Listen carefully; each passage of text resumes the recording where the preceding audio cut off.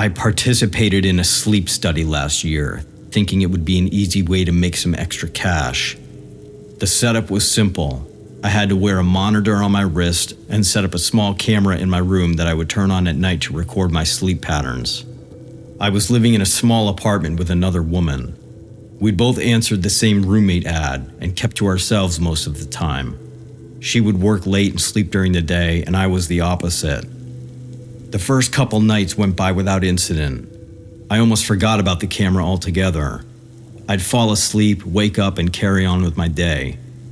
Then I got a call from the researchers asking me to come in. I went to their office and they brought me into a small room with a computer. One of them explained that they'd reviewed the footage from my sleep sessions so far and found something unusual. They asked if I'd given anyone permission to check on me while I slept. I shook my head, feeling a chill run through me. They exchanged a look before turning the screen toward me. The video showed me lying in bed, asleep. The timestamp in the corner read 3:17 a.m. At first I didn't understand. Everything was normal. But then the door to my bedroom opened. I watched as a figure entered my room. It was my roommate. She stood there, inches from my bed, just staring at me.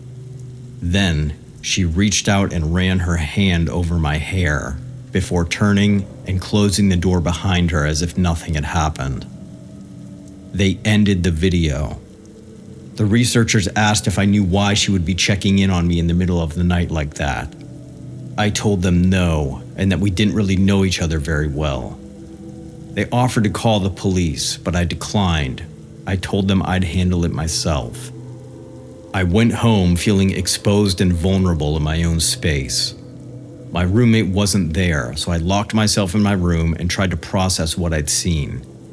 I convinced myself that there had to be a reasonable explanation, that she had been sleepwalking and I must have left my bedroom door unlocked. I decided I would confront her when I saw her the next day. I must have dozed off at some point because I woke up in the dark to the sound of my doorknob lock quietly popping open and the hinges of the door creaking. I played dead and saw her silhouette standing in the doorway. She took one step into the room and I just panicked and screamed. She suddenly turned around and ran out of the room, slamming the door behind her. I heard her footsteps racing down the hall, the front door flying open, and then silence. I didn't sleep for the rest of the night. I packed my things the next morning and left without seeing her. I moved in with a friend for the next month until I was able to find another place. I still have nightmares of waking up to her standing over me, just watching me while I'm sleeping.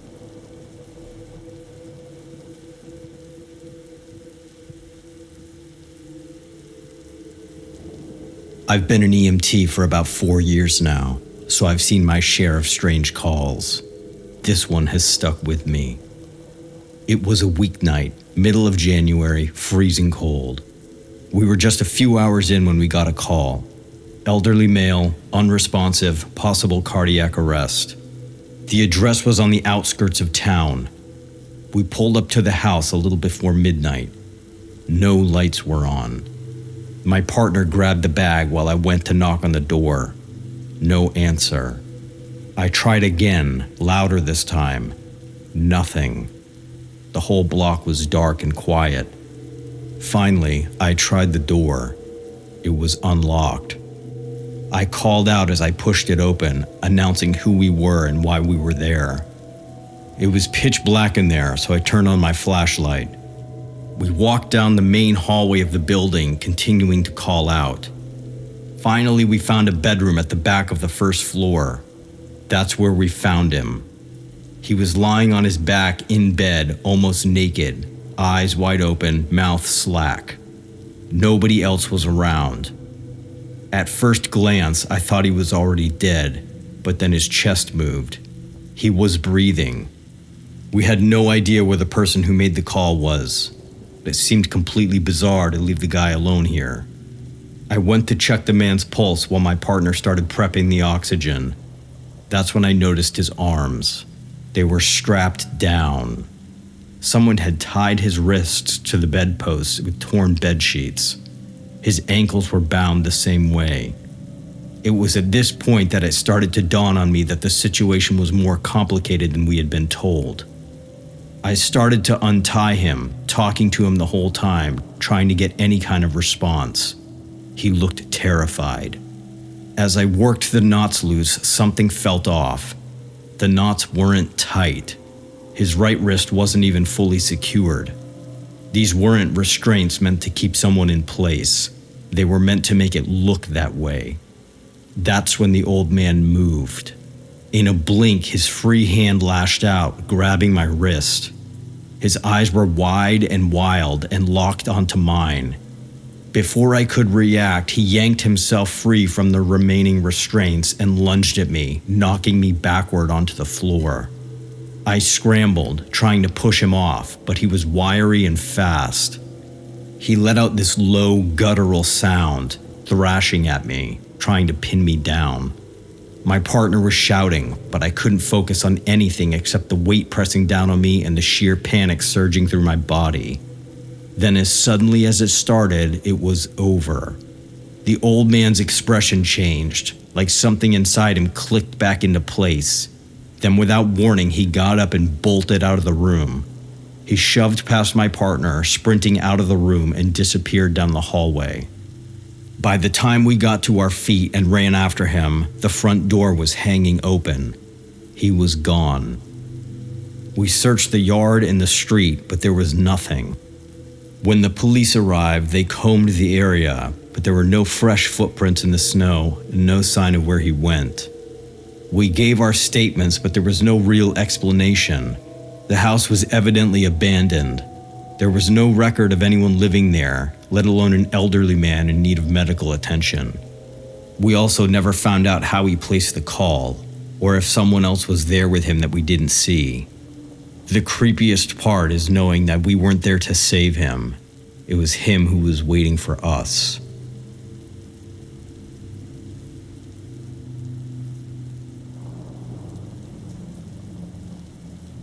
Before I got my current position at the hospital, I used to work as an overnight caregiver. It was the kind of job where you stay in a client's home to help with whatever they need. One of the assignments I had still keeps me up at night, though. It was an older man in his mid-70s recovering from a surgery and developing dementia. Mostly independent, but needed some help at night. I arrived around 8 p.m. The man's adult daughter met me at the door. He didn't sleep well, she said, and sometimes he got confused at night. There was a baby monitor on the kitchen counter so I could hear him if he needed me. The patient was already in bed when I peeked in to introduce myself. He barely responded when I greeted him, just a slight nod. I left him alone and settled in for the night. I sat in the living room scrolling through my phone, listening to the soft crackle of the baby monitor. Occasionally he coughed or shifted in bed, but otherwise the house was silent. Then, a little after midnight, I heard something. Not from the baby monitor, from inside the house. I muted the monitor and listened. There was a faint creak, like a footstep pressing into an old floorboard. I stood up and slowly walked toward the hallway. I glanced toward the man's room. His door was still shut. I had no other conclusion to draw but that I was imagining things and being paranoid. Then I returned to the living room. At about 2:30 a.m., the baby monitor crackled to life. At first, it was just the rustling of sheets, then a whisper.